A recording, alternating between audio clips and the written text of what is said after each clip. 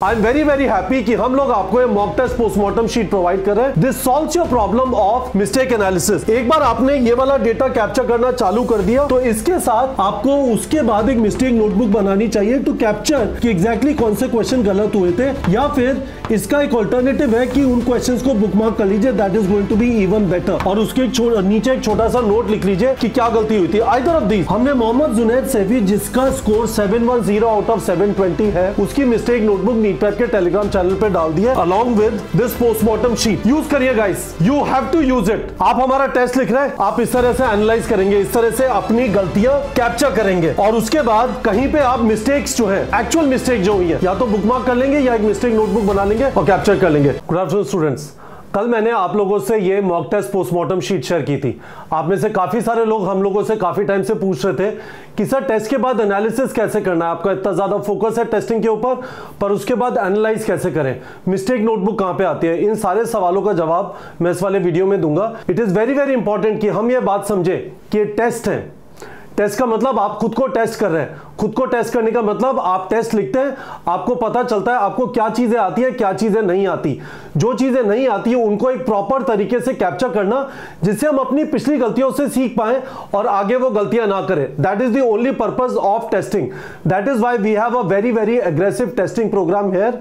आपका अगला classroom test 20 अक्टूबर को है, 13 अक्टूबर को होना था, हमने पुश कर दिया 20 अक्टूबर को, क्योंकि हमें दिखाई दिया कि काफी सारे स्टूडेंट्स के साथ और सेंटर्स पे डिस्ट्रप्शन होगा दशहरा और दुर्गा पूजा की वजह से। सो कमिंग बैक, मैं आप लोग को क्या बोल रहा हूं समझने की कोशिश करिए।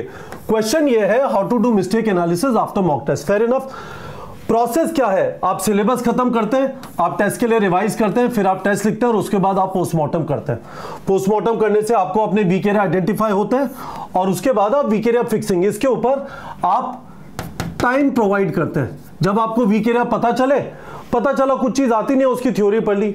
अगेन मैं बार एक दो एग्जांपल देता रहता हूं। फॉर एग्जांपल सॉल्ट हाइड्रोलिसिस दिया, इक्विलिब्रियम में समझ में आया, आपने वापस जाके थोड़ा बहुत पढ़ लिया, उससे रिलेटेड डीपीपी जनरेट कर लिया, राइट। फिर वापस क्वेश्चन प्रैक्टिस किए। आप तब तक लगे रहते हैं जब तक आप एक reasonable correct percentage, let's say 90% plus correct पे नहीं पहुंच गए, है ना। So this is the process. Step 1, step 2, step 3, step 4, step 5, step 6, है ना। और फिर एक लेवल पे ये आपका रिपीट होता रहता है ना। अब क्या होगा, टेस्ट के दौरान आपको ये वाली गड़बड़ें मिलेंगी। आपने सिलेबस खत्म नहीं किया था, दिस इज फाइन। काफी सारे स्टूडेंट्स की एक्चुअली ऑपोजिट प्रॉब्लम है। जब तक सिलेबस बिल्कुल परफेक्ट नहीं होगा, जब तक मैं कॉन्फिडेंट नहीं हूं मेरा 720 में से 720 नहीं आएगा, मैं टेस्ट नहीं लिखूंगा, नहीं, that is the wrong approach.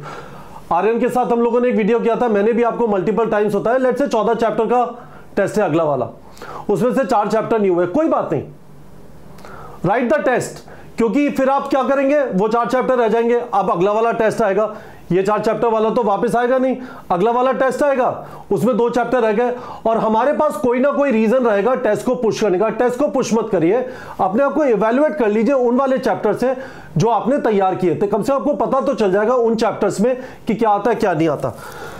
तो एक चीज ये हो सकती है, इसकी वजह से आपके नंबर कटे, आपको कुछ चीजों का कॉन्सेप्ट नहीं आता था। असलियत में ये 2 चीजें यहां से आ रही है ना, कि सिलेबस खत्म तो हुआ, कुछ जगह पे हुआ नहीं पूरा, और जहां पे हुआ वहां पे अच्छी तरह चीजें आती नहीं थी।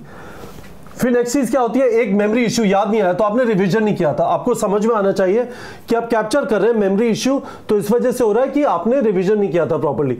और फिर ये 3 चीजें आती है टाइम मैनेजमेंट वाली, ये वाली और ये वाली। उस टाइम मैनेजमेंट की वजह से प्रेशर बहुत फील होगा, कैलकुलेशन मिस्टेक हो जाएगी, एंड में ओएमआर फिलिंग में मिस्टेक हो जाएगी, राइट। तो हम लोगों ने क्या किया है, ये जो सारी गलतियां हो रही है इसके लिए आप इनको भर लीजिए। तो मैंने अक्टूबर एंड तक का प्रोवाइड कर दिया, अक्टूबर एंड तक के 29 सितंबर प्रोवाइड किया, क्योंकि अभी रिसेंटली हुआ था, मेमोरी में फ्रेश होगा। फ्रॉम नेक्स्ट टाइम ऑनवर्ड जैसे ही आपका टेस्ट खत्म होता है, इस वाली चीज को भर दीजिए, ठीक है। और मैंने आपको पहले भी वीडियोस में बताया कि आप जिस दिन टेस्ट होता है उसके अगले दिन 8 PM, जैसे आज 6 अक्टूबर का जो टेस्ट था, रात को 8 बजे के बाद आप उसके सॉल्यूशन देख सकते हैं। इवन क्लासरूम फॉर्मेट में आप टेस्ट दे रहे हैं तो मैंने आपको वीडियो में बताया था कैसे देख सकते हैं, उस वीडियो का डिस्क्रिप्शन में लिंक वापस प्रोवाइड कर दिया, ठीक है। तो अब आप क्या करेंगे, लेट्स से 29 सितंबर का आपको टेस्ट याद था, तो एक एक करके इसमें चीजें भर दीजिए, और इस वाली शीट को दीवार पे चिपका लीजिए। ये वाली शीट हमने नीट पैक के टेलीग्राम चैनल पे डाल दिया है। In my mind this is very very important for your NEET preparation. तो आपने कहा कि 180 में से 150 क्वेश्चन सही हुए, उसमें से मैंने तुक्के मारे थे पर 10 तुक्के सही हो गए, ठीक है। मेरे 20 क्वेश्चन गलत हो गए, ठीक है। और उसमें से कॉन्सेप्ट इशू कितने में था? कॉन्सेप्ट इशू आपने कहा कि 8 में था। टाइम प्रेशर की वजह से लेट्स से 7 क्वेश्चन गलत हो गए। कैलकुलेशन मिस्टेक 2 में हो गई। मेमोरी इश्यू 3 में था। ओएमआर फिलिंग की प्रॉब्लम नहीं हुई, ठीक है। और फिर अटेम्प्ट नहीं किए, 10 क्वेश्चन अटेम्प्ट नहीं किए और 10 के 10 में सिलेबस खत्म नहीं था, ठीक है। स्टैमिना इश्यू, कितने टाइम बाद दिमाग चलना बंद हो गया? तो आपने कहा कि 2 घंटे के बाद दिमाग चलना बंद हो गया। This is again very very important to capture guys, please understand, this is again very very important to capture, है ना। अब एक बार बाकी चीजें भर लेते हैं। जो हमने लिखा तो थोड़ा ऊपर मूव कर जाएगा, but that is fine. 1 minute के लिए मैं इसको, हाँ, है ना। तो अब आगे चलते हैं। आपका स्कोर कितना आएगा? 150 into 4 -20 यानी 600 -20 580 आपका स्कोर आ गया, ठीक है। उसके बाद आपका करेक्ट परसेंटेज क्या होगा? तो प्रॉपर लिख दीजिए 150 क्वेश्चन सही हुए out of 180 is equal to 83.3%, है ना। और मैं चाहता हूं सिलेबस नॉट कंप्लीट को काउंट ना करें, है ना। तो वो जाएगा 150 आउट ऑफ 170 आपने अटेम्प्ट किए थे और ये हो गया 88.2%। इतना परेशान मत होइए, दिस डेटा इज ओके। आपका धीमे धीमे बाद में सिलेबस खत्म होता जाएगा। ये रीजन नहीं बनना चाहिए जिसकी वजह से आप टेस्ट अटेम्प्ट नहीं कर रहे। तो जितना आप टेस्ट अटेम्प्ट करके आए हैं उसके हिसाब से खुद को इवैल्यूएट कर लीजिए। तो गाइज मैं ये चाहता हूं कि आप ये वाली शीट रेगुलरली भरें।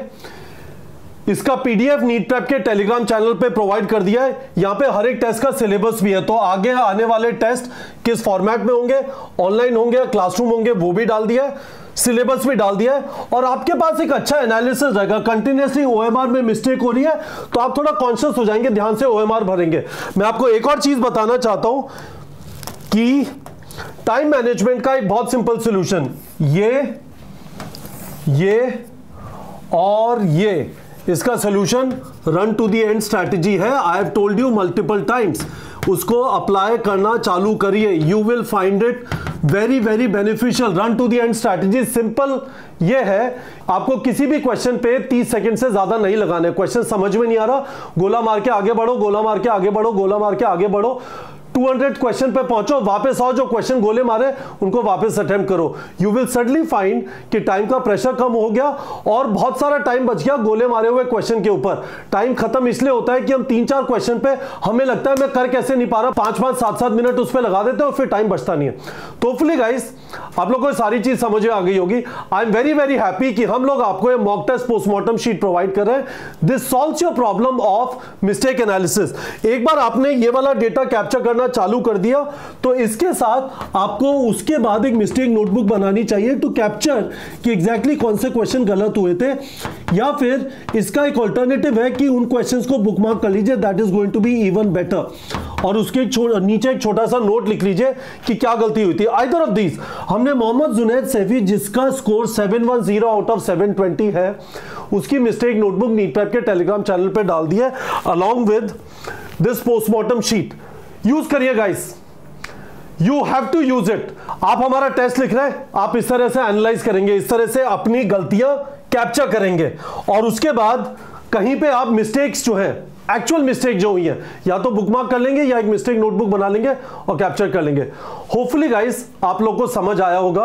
होपफुली आप लोग इसको दीवार पे चिपका लेंगे और जब आप इसे दीवार पे चिपका ले, मेरा टेलीग्राम आईडी है @KGNeetPrep, उस पे उस दीवार की फोटो भेज दीजिएगा और हर बार जब टेस्ट हो जाता है, अभी आप ये 2 भर के मुझे भेज देंगे, उसके बाद जब ये टेस्ट होते जाते हैं हर बार मुझे @KGNeetPrep पे फोटो भेज दीजिएगा and you will find this exercise extremely useful. सिर्फ टेस्ट देना इंपॉर्टेंट नहीं है, टेस्ट से पहले रिवीजन करना इंपॉर्टेंट है और टेस्ट के बाद पोस्टमार्टम करके अपना मिस्टेक एनालिसिस करना इंपॉर्टेंट है। I have captured it in this video all of the things that you need to do with respect to analyzing your mistakes।